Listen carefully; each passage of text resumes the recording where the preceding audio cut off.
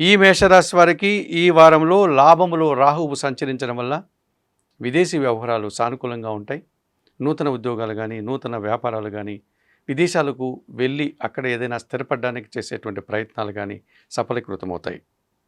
షష్టములో కుజుడు సంచరించడం వల్ల ఆకస్మికంగా మీకు ఒక మంచి జరగడం కానీ, ఒక విజయాన్ని అందుకోవడం కానీ, లేకపోతే ఒక వివాదం పరిష్కారం కావడం కానీ, అలాగే గట్టి పోటీని ఎదుర్కొని మీరు ఒక మంచి అవకాశాన్ని చేజిక్కించుకునేటువంటి పరిస్థితి, భూవాహన లాభాలు అనుకూలంగా ఉన్నాయి.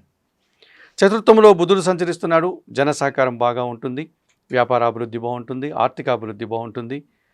జన సహకారం కూడా మీకు పుష్కలంగా లభిస్తుంది. తృతీయంలో శుక్ర సంచారం ఉంది కనుక స్త్రీజన సహకారంతో ఇంటా బయట కూడా చాలా కార్యక్రమాలు సునాయాసంగా పూర్తి చేస్తారు. కుటుంబంలో శుభకార్యాల నిర్వహణ, విందు వినోదాల్లో పాల్గొనడం, ఆనందంగా కాలం గడిపే పరిస్థితి ఈ వారంలో మీకు ఉంటుంది. అష్టమంలో చంద్ర సంచారం ఉంది. ఏదో విధంగా ఒక్క విషయంలో నిరాశ కానీ, అశాంతి కానీ మిమ్మల్ని వెంటాడేటువంటి పరిస్థితి ఈ వారంలో ఎదురవుతుంది. ఈ రాశి వారికి ఈ వారంలో గురు, శుక్ర, శనివారాలు అనుకూలంగా ఉన్నాయి. దానాలు ఇచ్చేటువంటి క్రమంలో బియ్యం పేదవారికి సోమవారం రోజు దానం చేయండి. స్తోత్ర పారాయణ విషయంలో లలితా సహస్రనామ స్తోత్రం చదువుకోండి. ఆలయ సందర్శన కార్యక్రమంలో భాగంగా మేషరాశి వారు లలితాదేవిని సందర్శించి నమస్కరించుకోవడం వల్ల మరింతగా మంచి ఫలితాలను అందుకోగలుగుతారు.